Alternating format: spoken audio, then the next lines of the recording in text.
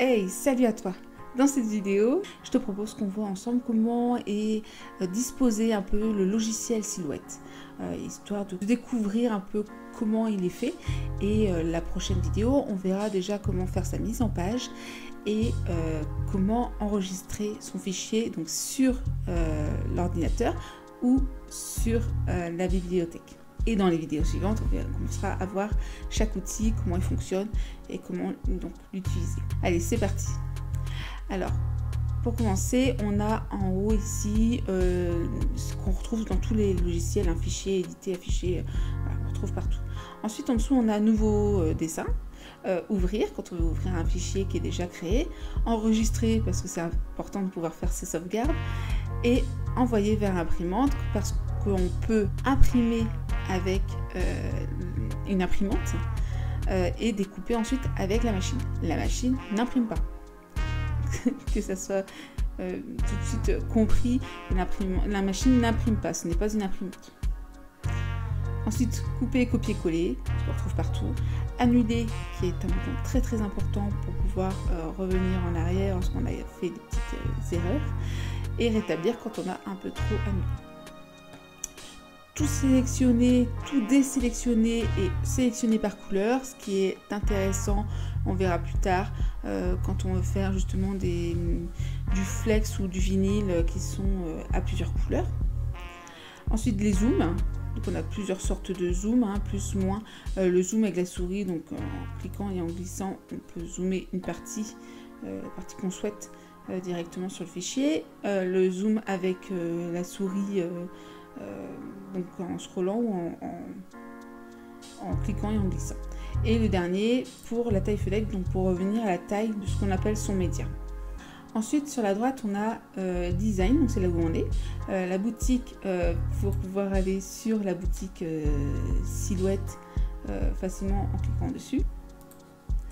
La bibliothèque pour pouvoir ouvrir la bibliothèque et afficher tous les fichiers qu'on a dans sa bibliothèque. Et envoyer pour pouvoir envoyer à la machine dans les réglages qui correspondent à la machine et au type de papier ou de vinyle, voilà, tout ce qu'on veut couper. Ensuite en dessous on a une barre blanche ici, en fait on n'a pas beaucoup de choses qui s'affichent là, mais selon ce qu'on va faire, si c'est une forme ou si c'est une écriture, ou voilà, selon ce qu'on fait, on va avoir des outils qui vont s'afficher ici, les raccourcis en fait. Donc c'est hyper intéressant de les avoir ici, parce que ça va beaucoup plus vite pour certaines choses. Ensuite sur la partie gauche, on va avoir tout ce qui va être la création des formes basiques, ou de reprendre certaines formes donc avec les points, donc ça c'est pareil, c'est un peu plus poussé, donc on verra ça plus tard, de pouvoir voilà, faire une écriture, de pouvoir gommer, couper, voilà, faire des formes banales. Ensuite en haut ici on a donc sans titre 1, c'est le fichier qui est ouvert, on peut en avoir plusieurs d'ouverts en même temps, et comme ça passer de l'un à l'autre ici. Et à droite on a en fait tous les outils qu'on utilisera le plus qui se trouveront donc à droite.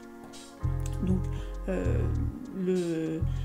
la mise en page, le tapis Pixscan pour ceux et celles qui veulent utiliser un tapis Pixscan, la trame couleur, donc c'est ce qu'on appelle la couleur de remplissage, on verra plus tard pourquoi une couleur de remplissage, la couleur et le style de trait, si on veut un trait de découpe ou de pliage, ça va pas être forcément le même trait, la vectorisation, donc pour pouvoir récupérer n'importe quelle forme, enfin presque n'importe quelle forme sur internet ou un logo ou voilà ce que vous voulez. Ensuite les effets d'ombre, donc ça c'est pour tout ce qui est photo, pour jouer avec les photos justement si on a l'intention de les imprimer par exemple. Ensuite le style de texte, donc, parce que à gauche ici on va écrire, mais à droite on va changer son écriture, donc la police d'écriture, on va le mettre en gras ou en italique, souligné, on va mettre la position aussi centrée ou à gauche ou à droite, et la taille de la police, voilà. Ensuite en dessous on a la fenêtre transformée, donc qui sert, donc ici on a tout ce qui est alignement.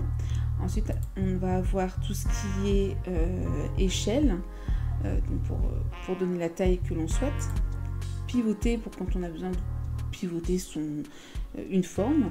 Et après, le dernier, on verra ça plus tard. Vous n'avez pas besoin pour l'instant de voir. Ça va juste vous embrouiller la tête. Répliquer, qui est assez intéressant quand on a besoin de faire en plusieurs fois, si vous avez besoin de faire des étiquettes ou des choses comme ça. Modifier, qui vont être des outils justement pour découper, pour retirer une forme dans une autre, voilà, toutes ces choses-là, elle est importante aussi, cette fenêtre. Ensuite, on a contour, pour pouvoir ajouter des contours justement. Le pop-up pour faire des cartes pop-up. Donc ici, il faut avoir la silhouette Curio, hein. Donc c'est pour des pointillés.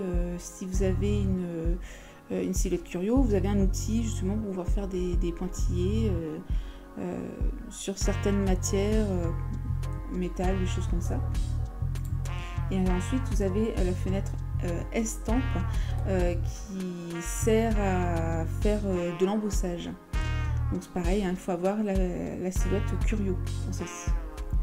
Et en dernier, on a les effets de ligne, donc pour faire, moi je l'utilise surtout pour faire des remplissages d'écriture. On verra ça plus tard aussi. Donc voilà, on a fait le tour du logiciel. Et on va se retrouver très vite pour une autre vidéo pour vous expliquer déjà la mise en page et comment enregistrer son fichier. Et on continuera après avec d'autres vidéos qui vont arriver très rapidement pour tout le reste. Si vous avez besoin de cours particuliers, il ne faut pas hésiter à aller sur letriocreatif.com. Dans la catégorie boutique, vous retrouverez la possibilité de prendre 1 heure ou 2 de cours à distance. Et si vous êtes du Finistère Nord, je fais des journées formation donc à ma boutique qui est à une trentaine de minutes à peu près de Brest. Pour ceux qui souhaitent faire une formation en présentiel, donc c'est pareil, hein, ce sera dans la catégorie boutique sur letriocreatif.com pour réserver votre place. Voilà, donc je vous mets ça en description de la vidéo et je vous souhaite une très bonne journée ou une très bonne soirée et je vous dis à très bientôt. Allez, salut!